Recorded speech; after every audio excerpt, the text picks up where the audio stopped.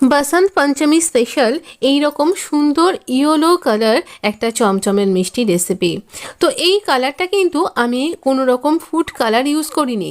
কি করে করলাম সেটাই আপনার সাথে শেয়ার করব। 500 মিলিলিটার ফুল ফ্যাট মিল্ক নিয়েছি, ফুটে গেলে জাল দিয়ে নিয়েছি। ফুটে যাওয়ার পর 5 মিনিট একটু নাড়াচাড়া করে ঠান্ডা করে নিয়ে এই বোতলের মধ্যেই আমি সমান পরিমাণ ভিনিগার আর জল মিশিয়ে রেখে দিই ছানা কাটানোর জন্য।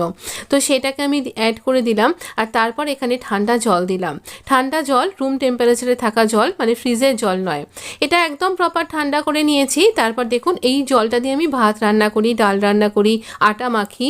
এটার মধ্যেই মিল্ক প্রোটিনটা রয়ে যায়, তাই জন্য এটাকে ওয়ে প্রোটিন বলা হয়। তো এইটা দেখুন আমি এরকম ছাঁকনি নিলাম, তার উপরে একটা মলমলের ফ্যাব্রিক রেখে আমি এখানে এই ছানাটাকে ছেঁকে নিচ্ছি।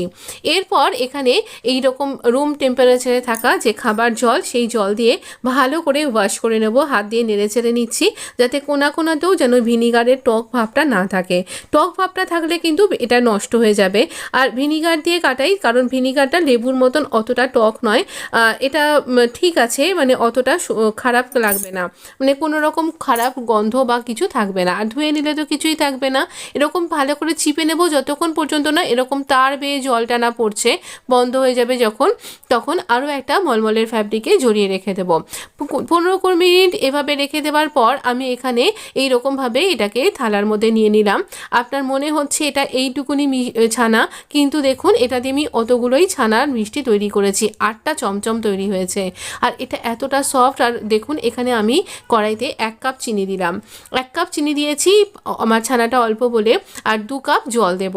এই 2 কাপ জল ছাড়াও আমি আরেকটা পাত্রে, সেটা আমি দেখাইনি, সেই আরেকটা পাত্রে এরকমই 1/2 কাপ চিনি আর 2 কাপ জলকে ফুটতে দিয়েছিলাম, যেটা ফুটে 1.5 কাপে পৌঁছে যাবে।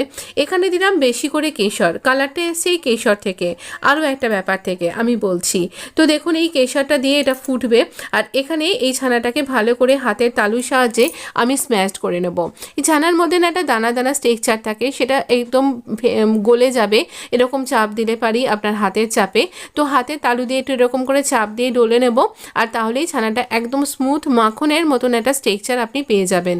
দেখুন এরকম থালায় লেগে যাচ্ছে, এরকম একটা মাখনের মতন টেক্সচার পাবেন। এটা না দিলাম বেকিং পাউডার। এই বেকিং পাউডারটা আরও একটু কম দেবেন। এখানে দিলাম এই রকম পরিমাণ সুজি, এখানে এই রকম পরিমাণ মানে চামচটার মাথাটা ছাঁটা এরকম কর্নফ্লাওয়ার দিলাম। এবার আরও একটুখানি কেশর দিলাম, এর থেকেও কালারটা কিন্তু এসছে। দিয়ে এবার সব ওই যে কেশরের যে জলটা ওর মধ্যে দিলাম, এই জলটাও একটুখানি দিয়ে দিলাম যাতে বেকিং পাউডারটা অ্যাক্টিভেট হয়ে যায়। তো এখানে বেকিং পাউডার, সোডা নয় কিন্তু। যদিও এইটা একটুখানি বেশি হয়ে গেছিলো বলেই ছানার মিষ্টিটা একটু ভেঙে গেছে, কিন্তু খেতে দুর্দান্ত হয়েছে, অসম্ভব সুন্দর। তো এরকমভাবে আমি একটুখানি হলুদের গুঁড়ো দিলাম।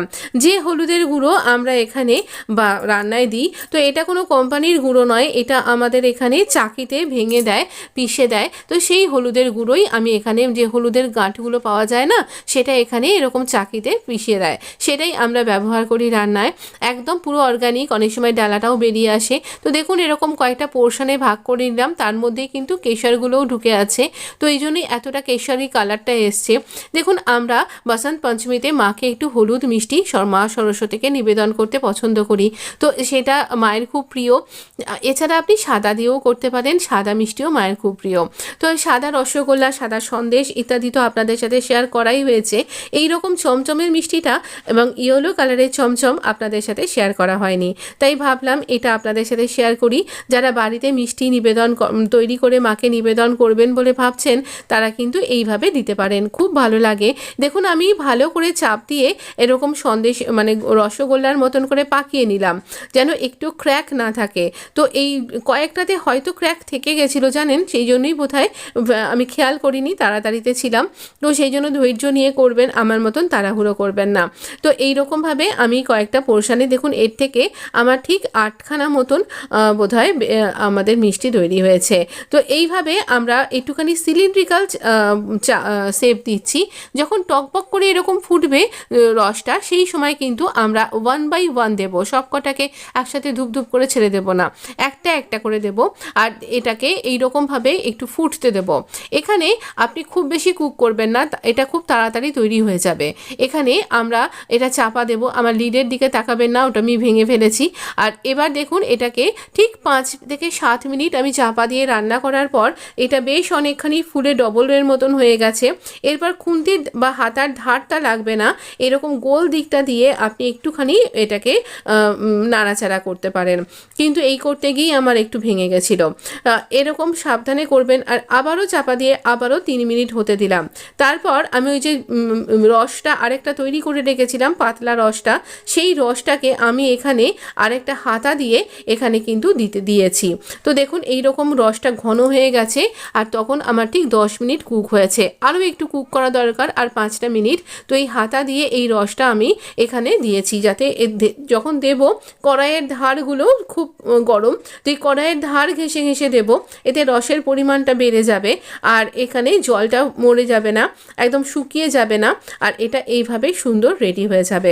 তবে আমার ইচ্ছা আছে আবারও একদিন আপনাদের আরও সুন্দরভাবে, আরও পারফেক্টভাবে এরকম চমচম মিষ্টি আপনাদের জন্য তৈরি করে দেখানোর। তো এইরকম জানি না সেটা কত তাড়াতাড়ি করতে পারবো, তবে এটা ভীষণ সুন্দর খেতে হয়েছিল, আর সেই জন্যই ভিডিওটা পোস্টও করছি, আর সেই ভরসা করেই করছি। কারণ আমি খারাপ ভিডিও, সাথে খারাপ কোনো কিছু খারাপ হয়েছে এমনটা, এই যে দেখুন আমার বেকিং পাউডারটা একটু বেশি হয়েছিল বলে এরকম হয়েছে। এটা খেতে দুর্দান্ত হয়েছিল। প্লিজ আমার সাথে থাকবেন।